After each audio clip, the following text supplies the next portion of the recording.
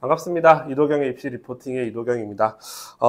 이제 오늘 날짜가 2025년 9월 26일이죠. 그래서 고3 학생들은 이제 수시 원서 접수가 마무리가 되었고, 이제 수능을 좀 준비를 하고 있을 거고, 그래서 그 기간 동안에 제가 현 고2 학생들, 그러니까 2026학년도를 준비하는, 입시를 준비하는 친구들을 위해서 좀 컨텐츠를 구성을 해보려고 해요. 그래서 먼저 수시와 정시를 모두 다룰 건데, 제가 이제 테마별로 다루도록 하겠습니다. 첫 번째 시간은 교과 전형에 대해서 다뤄보도록 할 거고요. 크게는 두 가지 주제를 이야기를 할 거예요. 먼저 하나는 수능 최저 학력 기준에 대한 것, 그리고 두 번째는 상위권 대학들에서 교과 전형을 어떻게 반영을 하는지, 반영 방식에 대한 이야기를 좀 해보도록 하겠습니다.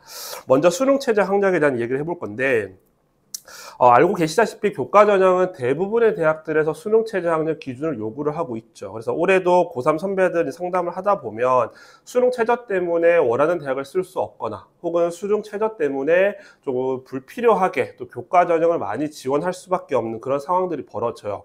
뭐 예를 들어서 한 2.1등급, 2등급 정도 되는 친구들이라면 뭐 숭실대나 국민대를 교과 전형으로 뭐 충분히 갈 수 있는데, 수능 최저가 2개합 5가 불안해요. 자연계열 학생들이. 그러다 보니까 숭실대도 쓰고, 그리고 국민대 2개합 6인, 국민대도 쓰고, 서울과기대 2개합 7인, 이 학교까지 쓰게 되는, 약간은 좀 교과 전형의 6장 카드 중에서 많은 카드를 낭비하는 그런 현상이 발생을 합니다. 그리고 또 상위권 대학도 마찬가지죠. 올해 같은 경우는 이제 의대가 많이 증원되었기 때문에 1.3등급 정도 되는 친구들은 뭐 연대나 고대를 교과 전형을 쓰고 나서 지방에 있는 이과대학들을 충분히 지원해 볼 수가 있었을 텐데, 결국 수능 최저 학력 기준 때문에 사실 의대는 힘들고 뭐 연대, 고대, 성대, 뭐 서강대, 한양대 등을 다 지원해서 다 합격할 수밖에 없는, 약간 낭비가 되는 이런 경우들이 발생을 합니다. 그래서 현재 고2 학생들이니까 지금 남은 시간은 충분해요. 그래서 수능 최저 학력 기준을 좀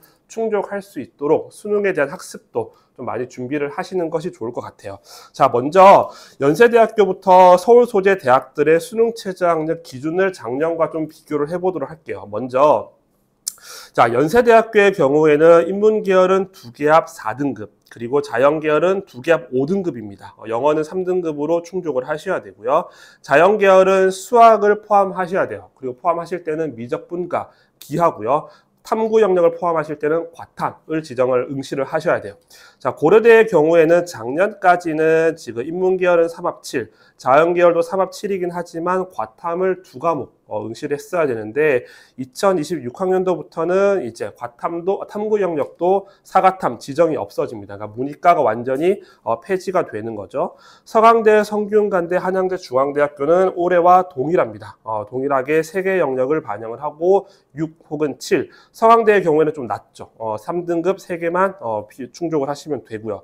이화여대가 올해까지는 2025학년도까지는 수능 최저가 없었어요. 면접이 있었는데 내년에는 면접이 폐지가 되고 수능 최저 학력 기준이 생깁니다. 2개합 5등급, 그리고 탐구 영역 하나 반영하고요.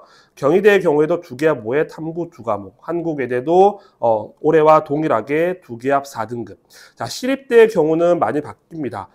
작년까지는, 이제 올해까지죠. 2025학년까지는 인문, 자연을 구분을 했죠. 그래서 인문 계열은 수학, 탐구 지정이 없었는데, 자연 계열은 학과에 따라 차이가 있긴 하겠지만 어쨌든 수학 그리고 과탐을 지금 응시를 했었어야 됐고, 충족을 하실 때는 지금 수학과 과탐을 반영을 했었는데, 내년부터는 3합 8등급으로 수능 최저도 낮아져요. 그리고 수학과 탐구 영역에서 지정 영역도 폐지가 됩니다.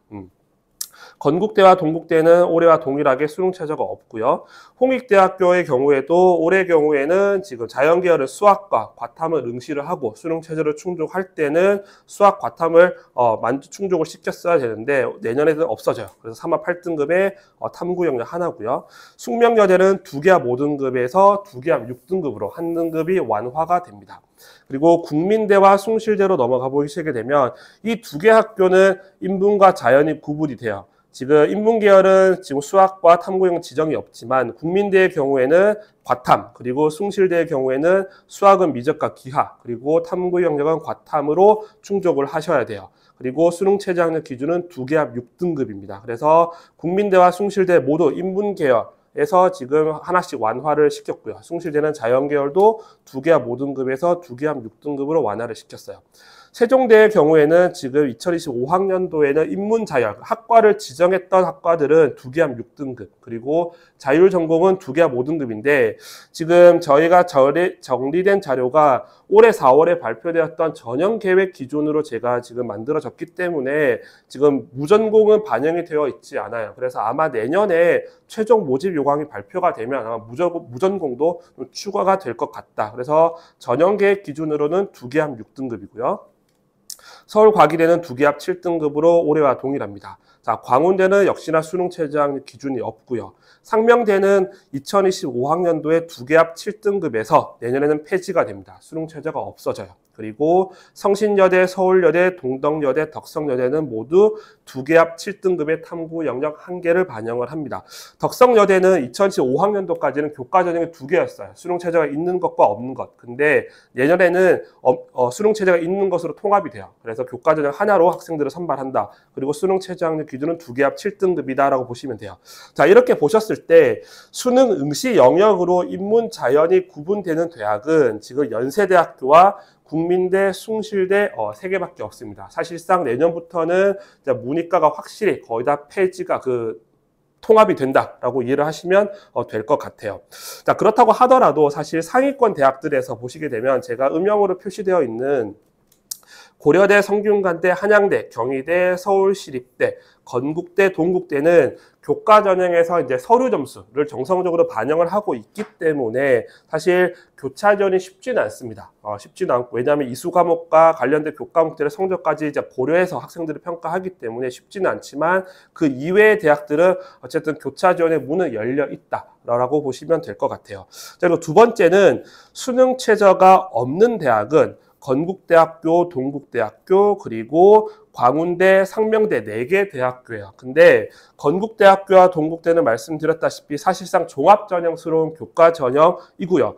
면접과 서류평가 등이 없는 순수한 교과전형은 광운대와 상명대 2개만 수능 최저가 없어요. 자, 그러면 어떤 일이 벌어지냐고 하면 광운대의 경우에는 보통 1점 후반대에서 2점 초반대에서 합격권이 형성이 됩니다. 물론 2024학년도에는 심하게 펑크가 났어요. 왜냐하면 펑크가 났다는 것은 대체적으로 1점 후반에서 2.2등급대에서 형성된 것이 아니라 3등급, 4등급 대 학생도 합격을 했거든요. 그 이유는 경쟁률이 너무 낮았어요. 지금 2013학년도에 비교했을 때 2024학년도의 경쟁률이 거의 3분의 1 토막이 났기 때문에 입결이 굉장히 낮았어요. 근데 올해 역시 다시 원상 복구가 되었습니다.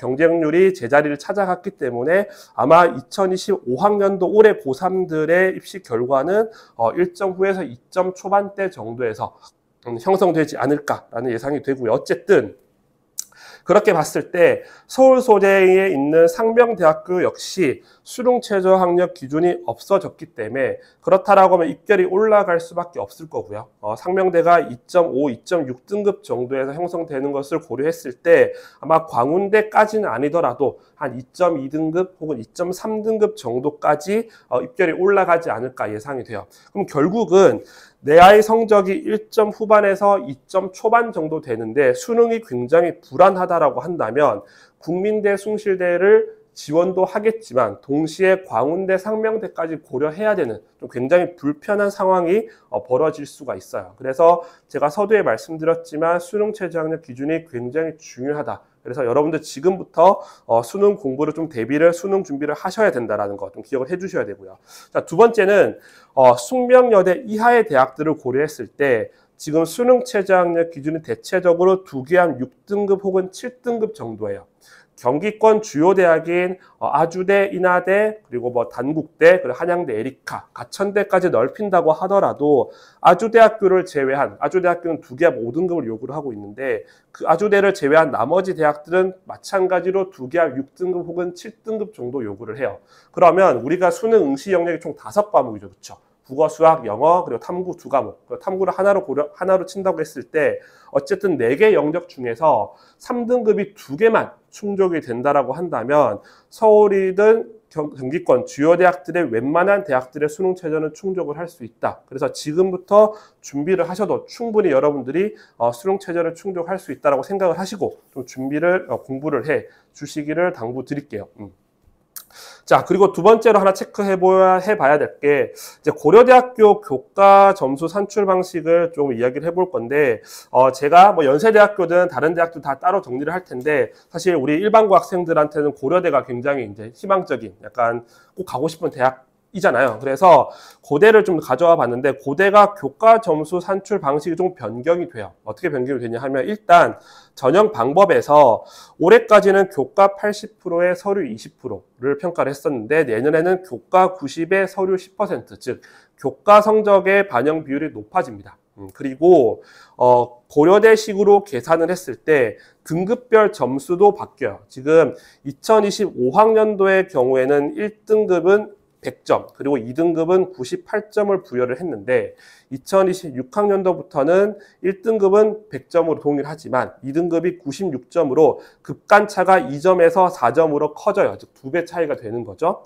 그렇게 계산했을 때 2025학년도 기준으로 1.3등급을 고려대식으로 계산하면 99.4점, 그리고 1.7은 98.6점으로 0.8점 차이가 납니다. 근데 2016학년도 기준으로는 98.8점에서 97.2점으로 1.6점 차이가 나요. 그러니까 급간차가 2배가 되었으니까 당연히 점수차도 2배가 되겠죠. 근데 이 상황에서 교과의 반영 비율이 80에서 90%로 늘어났고, 그리고 서류의 비율이 20에서 10%로 줄었다라고 한다면 학생들이 서류 점수에서 어떤 좀 부족한 내신을 보완하거나 좀 변수를 만들려고 했다면 올해까지는 그게 힘들어질 수 있다. 그래서 절대적으로 교과 등급이 중요하다라는 거 여러분 기억을 해 두시고, 아마 2학년 1학기 성적은 받아보셨을 거예요. 그리고 이제 2학년 2학기와 3학년 1학기, 이제 2개 학기의 성적이 남아있을 텐데, 고대 정도를 합격할 수 있는 성적을 유지를 하고 있다고 한다면 남은 2개 학기도 성적 관리 좀 신경을 써 주셔야 될 것 같아요. 네, 이제 두 번째로 교과 반영 방식에 대해서 좀 이야기를 해보도록 할게요. 우리는 9등급제로 이제 성적표를 받아보게 되죠. 1등급에서 9등급까지 표시가 되어 있는. 그래서 학생들도 이제 교과 전형의 원서를 쓸 때 이제 뭐 1.8등급이니 2.2등급이니 등급으로 이제 판단을 많이 해요. 근데 실제 대학에서는 등급으로 반영한 대학들도 있지만 대부분의 다수의 대학들에서는 이 등급을 다시 점수로 변환을 시켜서 반영을 해요. 그래서 어떤 일이 벌어지냐고 하면, 자, 잘 보셔야 되는데, 제가 지금 표에 보게 되면 연세대부터 숙명여대까지 지금 주요 대학들을 가져왔고, 반영 방법에 등급 점수 변환으로 표시되어 있는 연세대, 성대, 한양대, 중앙대 등등도 있고, 고려대, 서강대, 숙명여대처럼 등급 지표로 표시되어 있는 학교도 있어요. 자, 등급 지표로 표시되어 있는 학교들은 어떻게 반영을 하냐 하면, 여러분들이 알고 계시는 대로 석차 등급을 그리고 이수 단위를 곱해서 전체 이수 단위로 나누는, 그러니까 우리가 일반적으로 알고 있는 1.8이니 2.2등급이니 이런 형태로 반영을 하게 돼요. 자, 이 경우에는 내가 4등급이 있든 5등급이 있든 크게 중요하지 않아요. 전체 등급 지표가 1.3, 뭐 1.5등급 그 대학교를 합격할 정도의 수준이 되면 충분히 지원이 가능합니다. 그런데 등급 점수 변환으로 표시되어 있는 대학들은 좀 이야기가 달라져요. 예를 들어서 제가 성균관대를 예로 들 건데, 만약에 1등급과 3등급을 받은 학생도 평균 2등급이 될 거고요. 2등급과 2등급을 받은 학생도 평균 2등급이 돼요. 근데 등급 점수로 변환을 시키면 1등급은 성균관대가 100점, 3등급은 95점을 부여를 하죠. 그래서 평균을 계산하게 되면 97.5점이 돼요. 근데 2개 다 2등급을 받은 친구들은 평균이 98점이 되죠. 즉 등급 지표는 동일하지만 환산 점수상으로는 2등급 2개를 받은 친구들과 더 유리하다는 얘기가 돼요. 한양대학교도 보시게 되면 1등급이 100점, 3등급이 89점이에요. 그럼 평균이 94.5점이 되죠. 근데 둘 다 2등급 받은 친구들은 96점으로 1.5점 더 높은 점수를 받게 되는 거예요. 그래서 사실 상위권 대학들에서는 등급 지표가 낮은 과목이 있으면 환산 점수상 굉장히 불리한 경우가 발생을 합니다. 왜 그러냐면 지금 보여드리고 있는 연세대학교부터 홍익대학교까지는 입결이 다 1등급대에서 형성이 돼요. 뭐 성대나 한양대 정도는 1.5등급 이내고요. 중앙대학교, 이화여대, 경희대 정도는 1.7, 1.8등급 내외 정도가 되는 거고, 홍대도 한 1.8, 1.9등급 정도에서 다 1등급대에서 형성이 됩니다. 그러면 사실 1등급대 형성이 된다는 것은 대부분의 과목들이 1등급 아니면 2등급을 받았다는 이야기가 되는 거죠. 그러면 3등급이 딱 들어가는 순간, 예를 들어서 내가 수학이 3등급이야 라고 했을 경우에는 분리할 수밖에 없다라는 거예요. 그래서 사실은 상위권 대학들을 준비하는 친구들은 사실 3등급 이하의 과목이 있으면 환산 점수상 불리한 경우가 발생을 합니다. 특히 4등급부터는 매우 불리해져요. 자, 그래서 연세대학교를 보시게 되면 1등급과 2등급은 5점 차, 그리고 2등급과 3등급은 7.5점, 그리고 3등급과 4등급은 10.5점으로 급간차가 계속 커지고 있어요. 그리고 성균관대도 보시면 1, 2등급은 2점, 그리고 2, 3등급은 3점, 3, 4등급은 무려 10점 차이가 납니다. 그리고 한양대와 경희대도 보시게 되면 1, 2등급은 4점, 2, 3등급은 7점, 그리고 3, 4등급은 12점 차이가 나게 되는 거죠.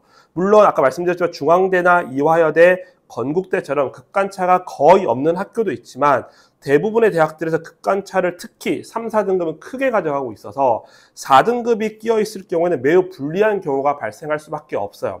올해에서도 상담을 해보면 특히 대표적인 학교가 성균관대와 서울시립대학교예요. 왜냐하면 성균관대는 지금 3, 4등급 급간차가 굉장히 크고요.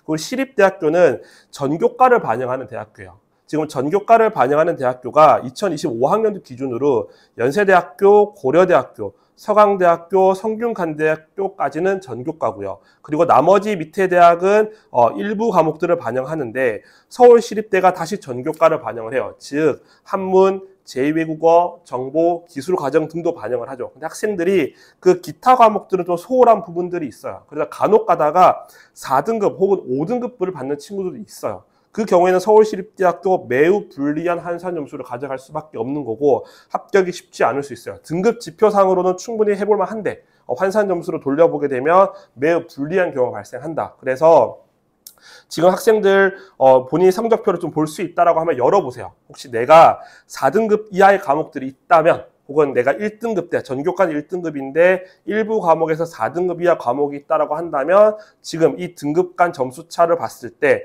중앙대, 이대, 건대를 제외하면 좀 불리할 수 있겠다라는 것 좀 알고 계셔야 되고요. 그리고 남은 2개 학기에서도 제2외국어나 기타 과목들 절대 소홀하시면 안 됩니다.